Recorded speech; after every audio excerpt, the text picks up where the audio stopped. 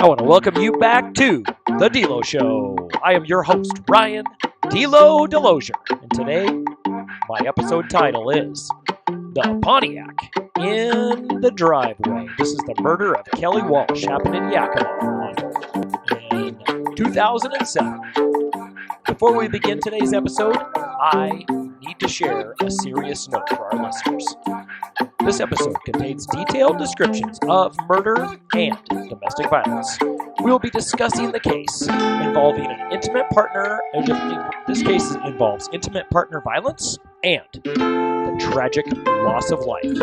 If you or someone you know is experiencing domestic violence, you are not alone and you are not without help. There is help available. You can contact the National Domestic Violence Hotline at 1-800-799-SAFE. That's 1-800-799-7233. You can also text the word START. That's right, S-T-A-R-T, which is 88788. It is confidential, free, and available 24/7.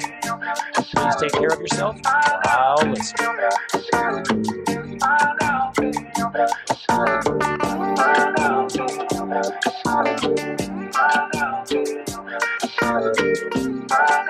Once again, welcome back to the D-Lo Show. I am Ryan D-Lo Delosier. We often talk about the monsters that are just hiding in the dark, but sometimes the danger isn't hiding in the shadows. Sometimes it's sitting right on the living room couch, writing in a notebook, while the evidence of a crime sits right outside in the driveway, under the bright sun. Today, we're going back to October 2007. Boy, that's hard to say. 2020, we've been doing that for a while now. 5 years, it's hard to go back to 2007. Seems like so long ago. We're in Yakima, Washington, October 2007. It's a story about a classic car, the 1966 Pontiac Bonneville convertible. The kind of car you can buy with wind in your hair and plus driving around Yakima with the top down in October. It's pretty nice. Our weather's pretty good. Even into October, in this story, that car wasn't a single locomotive. That car was a 1966 Pontiac Bonneville convertible. Also became a coffin. This is the story of Kelly Walsh and a diary that explained her death.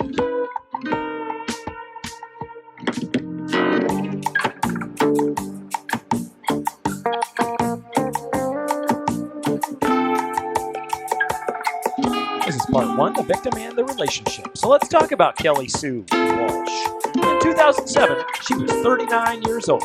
She's born and raised right here in Yakima. She's the kind of person who seemed to have energy for days.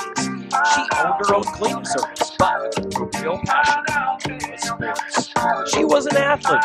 She played fast-pitch softball, mixed league soccer, basketball, and she bowled.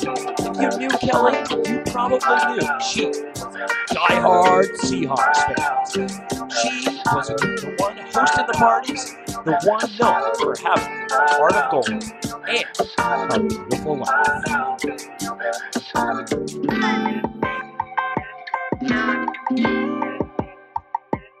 Kelly shared her life with a woman named Tracy L. Johnson. Tracy was a bit older. She is 46 years old at the time of the arrest.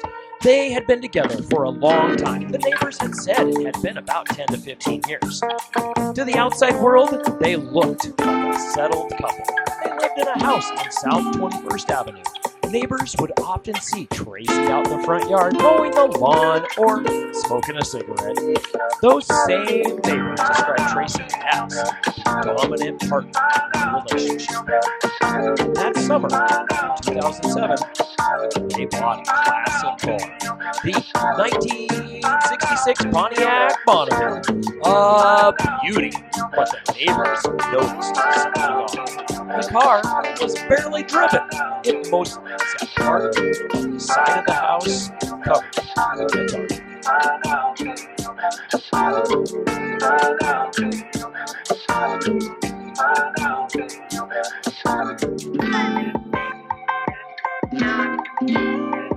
On September 20th, 2007, that was the last time anyone heard from Kelly Walsh.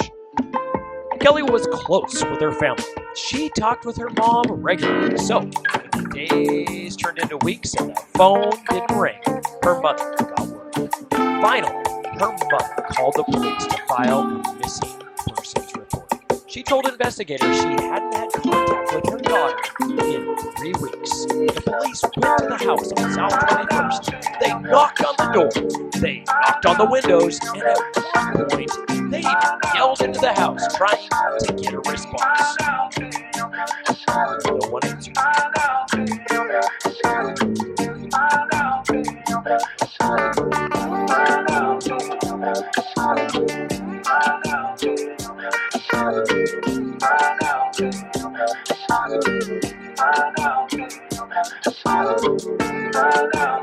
Thursday, October 11th, 2007, police are back at the house. A detective is walking around the perimeter of the property.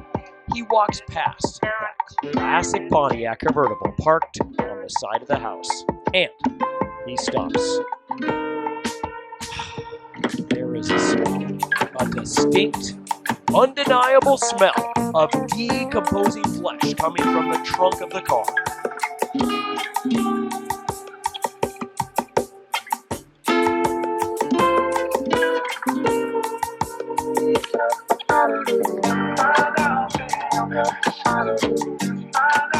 So the detectives get a search warrant immediately.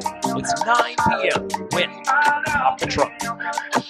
Inside, wrapped in a blanket and a tarp, they find the body of Kelly Walsh. The autopsy would later show she had been shot multiple times, and based on the decomposition, she had been dead for weeks, likely sitting in a trunk right outside her own front door since late September. But the discovery of the body wasn't the only shock that night, because when the police finally entered the house, they found they weren't alone.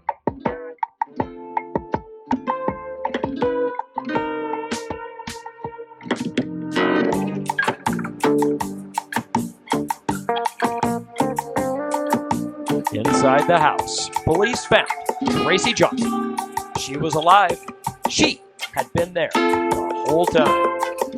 Underneath the sofa, they found a .25 caliber handgun.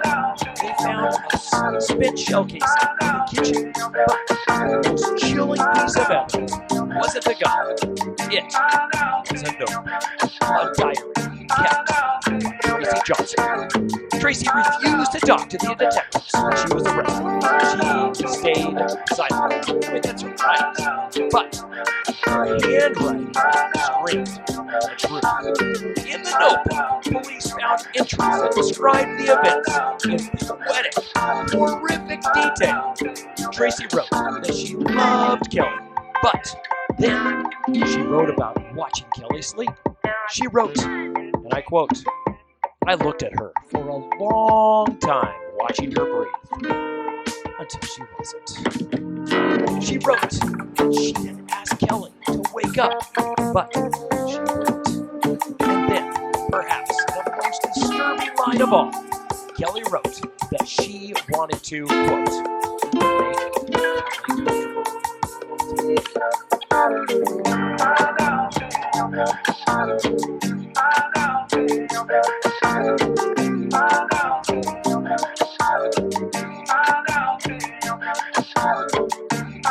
There was also a glimpse into a motive, or perhaps a delusion.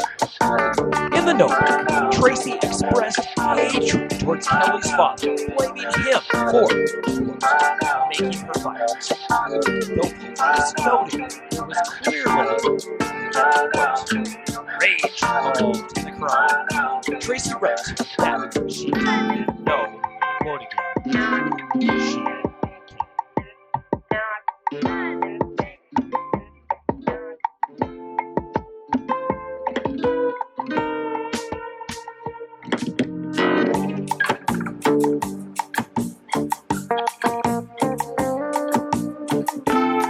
Tracy L. Johnson was arrested and initially charged with first-degree murder.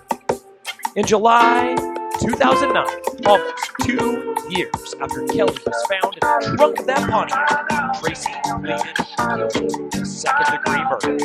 She faced 21 years in prison. It's a tragic end to a life that was so full of motion.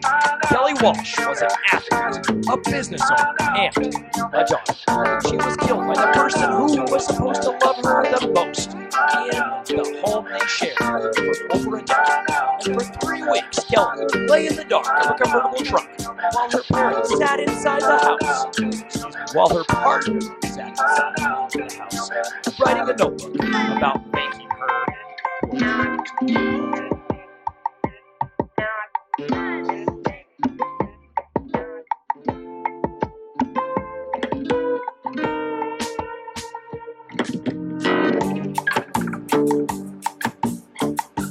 Well, that's it for this episode. Some of you may wonder why I choose the episodes I do. This one happened very close to my house. I've lived here, I think, about 6 or 7 years. I mean, if you're a middle school kid, you might think that's kind of funny, 6, 7. But that's just kind of how I think stuff. I kind of go with a local theme a lot of times, trying to get things out. I want to investigate as well. So if you have something that you want me to take, feel free to let me know. Just drop me a line, email, contact me, comments, Facebook, Instagram, for the Devo Show.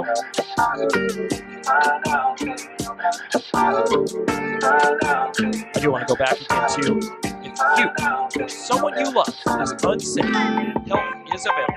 The domestic violence hotline is 1-800-799-SAFE. That's once again 1-800-799-SAFE. Hug your loved ones, and if you haven't heard from someone in a while, make that call.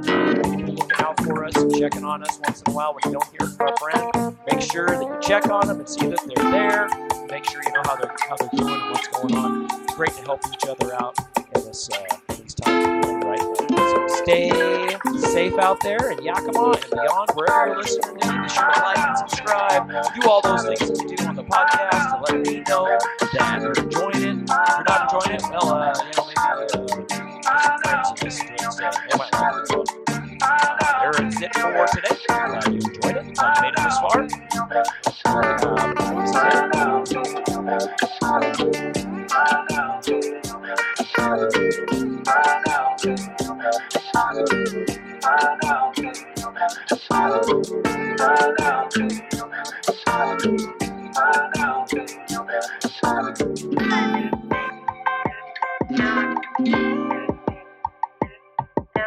Yeah.